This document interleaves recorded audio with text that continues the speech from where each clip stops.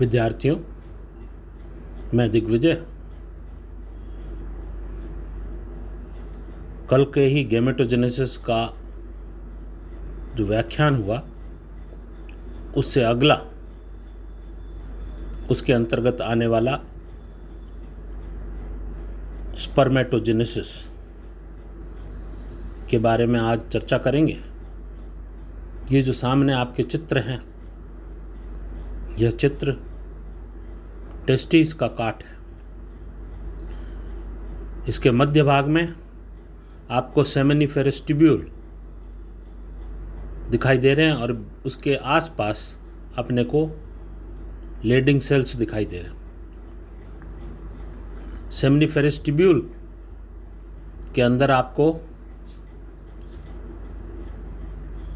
Germ कोशिकाएं व Sertoli cell 2 दिख रहे हैं।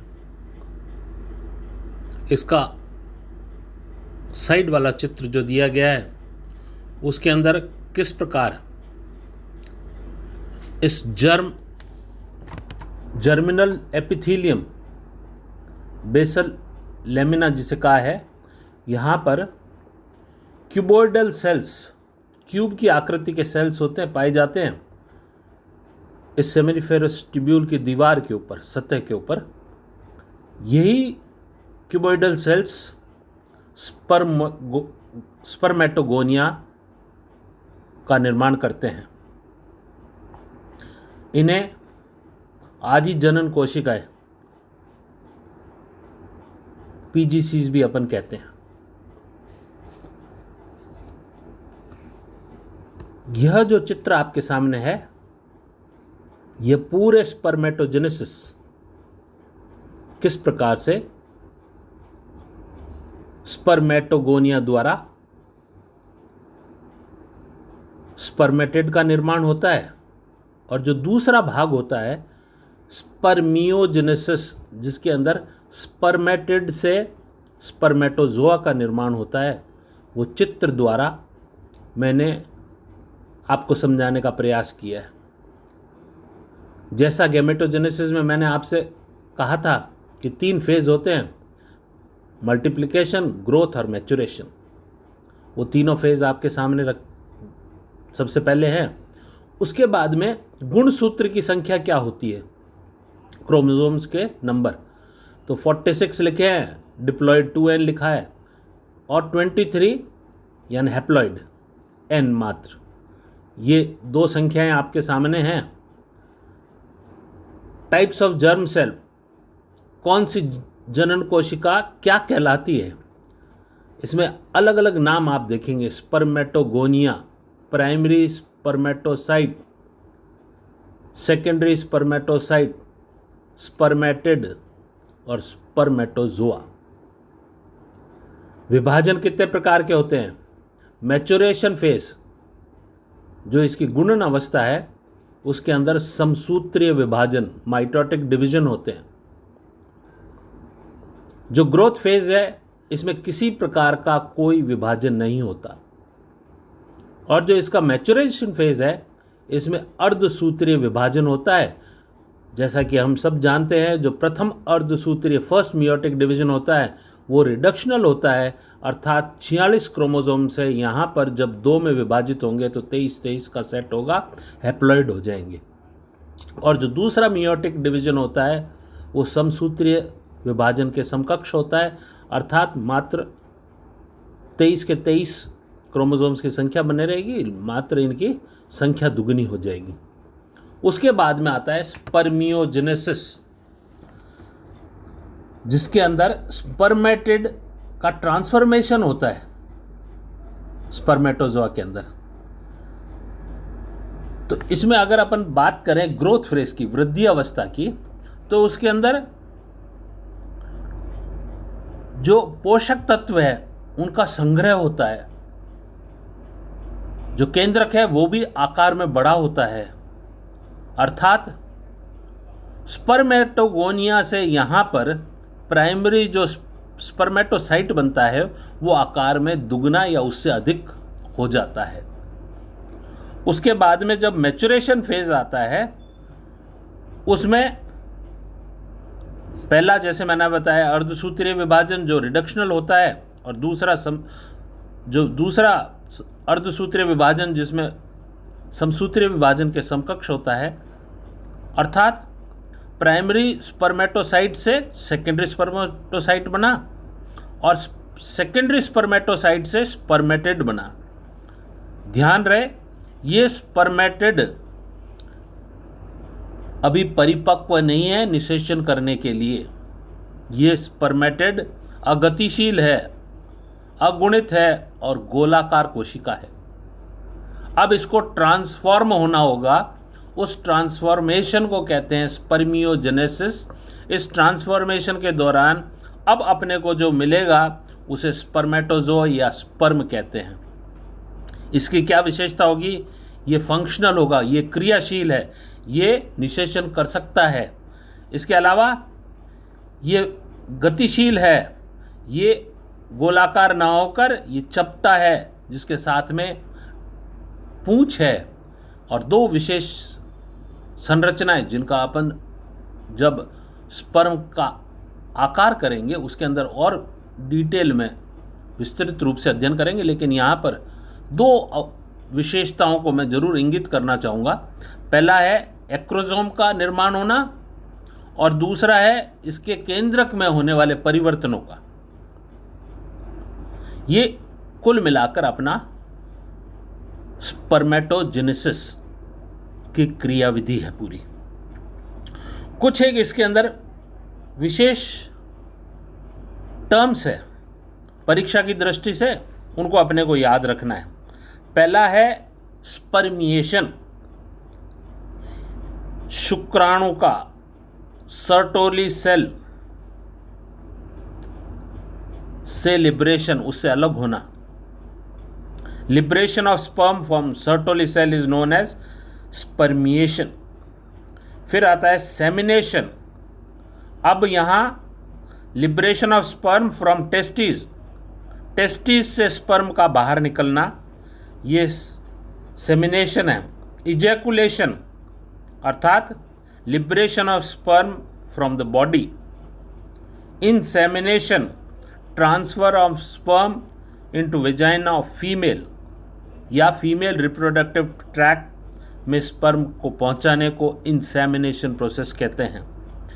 जब ये स्पर्म या स्पर्मेटोजोआ एक बार मादा जनन तंत्र में पहुंच जाता है तो फिर उसकी जीवन चक्र सीमित होता है, अर्थात वो 24 से 48 घंटे तक ही क्रियाशील होता है। मानव में सामान्यतः 100 मिलियन प्रति ml वीर्य में शुक्राणु पाए जाते हैं। शुक्राणु की संख्या में कमी की अवस्था को ओलिगोस्पर्मी कहते हैं।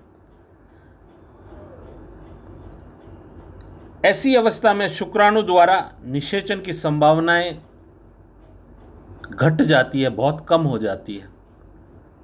और यदि वीर्य में शुक्राणु अनुपस्थित हो तो उसे एजोस्पर्मिया कहते हैं। यह एक प्रकार का रोग है। उसके बाद में आता है अपना हार्मोनल कंट्रोल ऑफ स्पर्मेटोजेनेसिस। जैसा पूर्व में गैमेटोजेनेसिस के दौरान में मैंने हार्मोन्स का जिक्र किया था, growth regulating hormone, luteinizing hormone, FSH follicle stimulating hormone, उनका इस चित्र द्वारा समझाने का आप प्रयास किया है। सबसे पहले हाइपोथैलेमस जो होता है उससे स्रावित होते हैं गोनेडो रिलीजिंग हार्मोन। ये आकर अग्र पिट्यूटरी के अग्र भाग को स्टिमुलेट करते हैं और वहाँ से दो प्रकार के हार्मोन निकलेंगे। एक होगा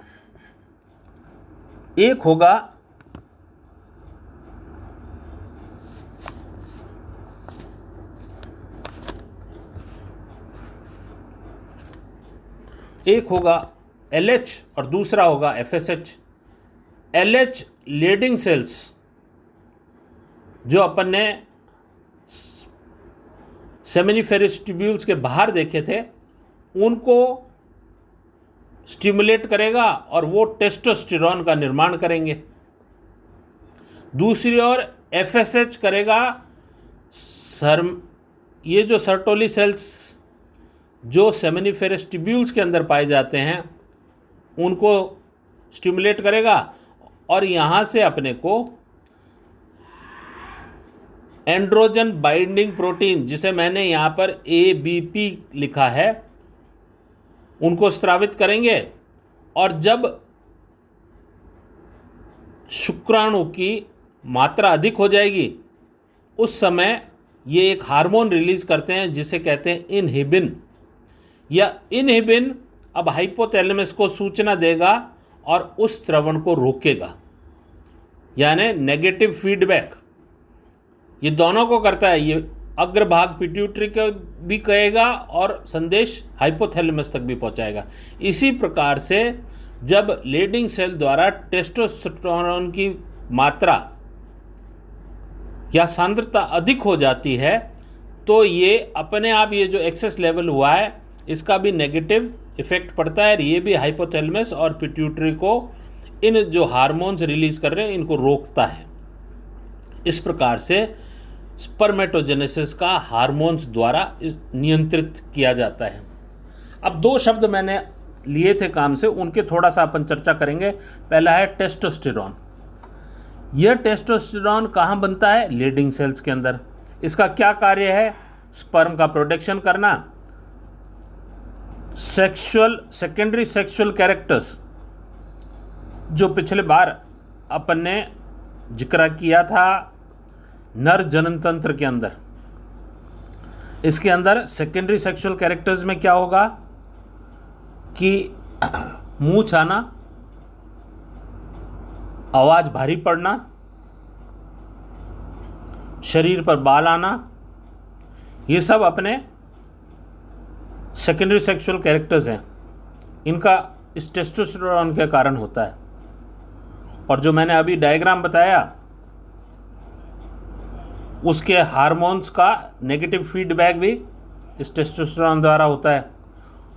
और यही टेस्टोस्टेरोन जब भ्रूणीय अवस्था में होते हैं तो 7वें महीने में जो नर फीटस होता है उसके 7वें महीने में टेस्टोस्टेरोन की जैसे ही मात्रा रक्त के अंदर एक निश्चित सीमा तक आ जाती है तो 7वें माह में ये टेस्टिस इंगुअल कैनाल की सहायता से शरीर से बाहर स्क्रोटम में आ जाते हैं। ये शरीर से बाहर 7वें महीने के बाद में निकलते हैं। दूसरा, सर्टोली सेल्स जो सेमिनिफेरस ट्यूब्यूल्स के अंदर पाए जाते हैं। ये क्या कार्य करते हैं? ये सबसे पहला करते हैं, ये पोषण देते हैं, पोषण प्रदान करते हैं डेवलपिंग स्पर्म्स को। दूसरा, ये एक बैरियर की तरह कार्य करते हैं, अन्यथा शरीर का इम्यून जो सिस्टम होता है, प्रतिरोध क्षमता के कारण ये स्पर्म कहीं नष्ट न कर दिए जाएं, उसको रोकता है। अगली विशेषता इसकी मुलेरियन डक्ट जो भ्रूणीय अवस्था में पाई जाती है उसको नष्ट करता है। ये ध्यान रहे, ये मुलेरियन डक्ट आगे चलकर मादा जननांगों को बनाती है, लेकिन नर के अंदर इस सर्टोली सेल द्वारा इस मुलेरियन डक्ट को नष्ट किया जाता है या आगे बढ़ने नहीं दिया जाता। कई नरों के अंदर ये मुलेरियन डक्ट सक्रिय हो जाती है। बाह्य जननांग तो नर के होते हैं, लेकिन आंतरिक संरचनाओं में मादा संरचनाएं भी होती है, जिसे मुलेरियन सिंड्रोम कहते हैं पुरुषों के अंदर, मेल मुलेरियन सिंड्रोम। अगला कार्य इनहिबिन हार्मोन का स्रवण करना, जो मैंने चित्र में ऊपर बताया था कि जब स्पर्मेटोजेनेसिस की संख्या, स्पर्म्स की संख्या अधिक हो जाती है तो ये इनहिबिन हार्मोन हाइपोथैलेमस को और पिट्यूटरी को इन हार्मोन्स के रिलीज को कम कर कर एक स्तर मेंटेन करता है। इसी प्रकार एंड्रोजन बाइंडिंग हार्मोन जो हैं वो प्रोड्यूस होते हैं सर्टोली सेल से, और इनका कंसंट्रेशन ही है जो स्पर्मेटोजेनेसिस को स्टिमुलेट करता है और स्पर्म्स का निर्माण कराता है। आज का व्याख्यान इतना ही। अगला व्याख्यान अपना शुक्राणु की आकृति, उसके प्रकार, उन पर रहेगा। धन्यवाद।